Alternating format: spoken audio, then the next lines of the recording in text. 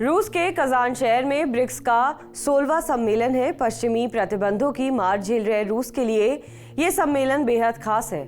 रूस ब्रिक्स के मंच से दुनिया की उभरती अर्थव्यवस्थाओं को साथ लाकर ये संदेश देने की कोशिश करेगा कि पश्चिमी वर्चस्व को दुनिया अब नहीं मान रही है और एक नए वर्ल्ड ऑर्डर की तरफ बढ़ने के लिए ग्लोबल साउथ तैयार है।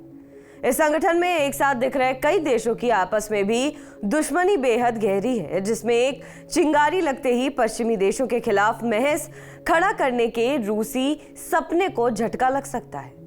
आपसी दुश्मनी रखने वाले देशों में तेजी से उभरती अर्थव्यवस्थाओं में शामिल चीन और भारत है।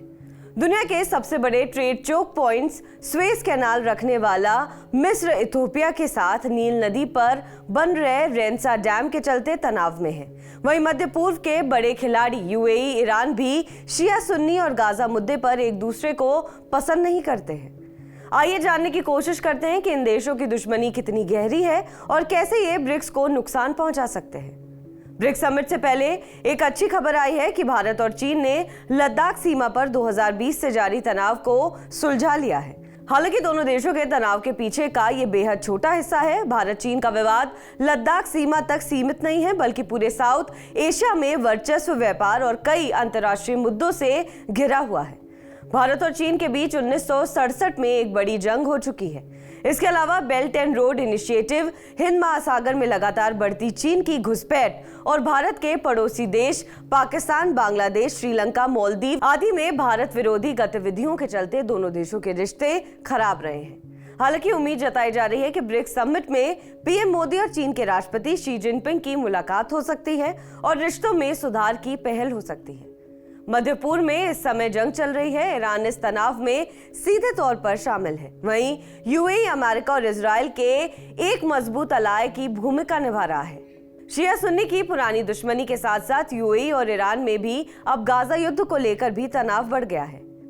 ब्राजील, रूस, भारत और चीन से शुरू होकर साउथ अफ्रीका और फिर जनवरी 2024 में ईरान, मिस्र, इथोपिया और यूएई को जोड़ते हुए ब्रिक्स अब ब्रिक्स प्लस बन गया है। इस संगठन को G7 का बदला माना जा रहा है और जनसंख्या, जीडीपी और आर्थिक विकास के आंकड़े भी काफी हद तक इस बात की तस्दीक कर रहे हैं। ये तो वक्त बताएगा कि क्या ये संगठन G7 जैसे मजबूत ग्रुप को टक्कर दे सकता है या सिर्फ G7 का मुकाबला करने की हसरत रखने वाले वॉनबीज खिलाड़ी का ग्रुप बनकर रह जाएगा। ईरान ने 1 अक्टूबर के हमले के बाद मध्य पूर्व के सुन्नी देशों को चेतावनी दी थी कि अगर किसी देश ने ईरान पर हमले के लिए इजराइल सेना को अपने एयर स्पेस या किसी और तरीके से मदद की तो वो देश उनके निशाने पर होगा। ईरान की बढ़ती ताकत को सऊदी अरब और इजराइल मुस्लिम वर्ल्ड में अपने वर्चस्व के लिए खतरा मानते हैं। मिस्र और इथोपिया दोनों ही 2011 से आमने सामने हैं। उनके तनाव की बड़ी वजह दुनिया की सबसे बड़ी नदी नील पर बनने वाला रेंसा डैम है।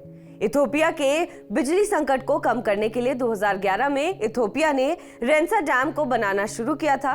तभी से मिस्र इस पर आपत्ति जताता रहा है। इस डैम से बनने वाली बिजली को बाहर एक्सपोर्ट करने पर भी इथोपिया की नजर है। मिस्र का कहना है कि इस डैम से नील नदी का पानी इथोपिया रोक रहा है।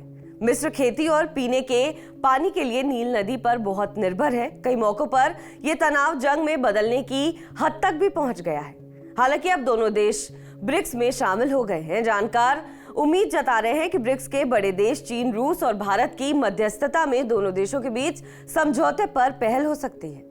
बहरहाल इस खबर पर आपका क्या कुछ कहना है, हमें कमेंट करके जरूर बताएं। बाकी देश और विदेश की तमाम बड़ी खबरों के लिए आप देखते रहें TV9 डिजिटल।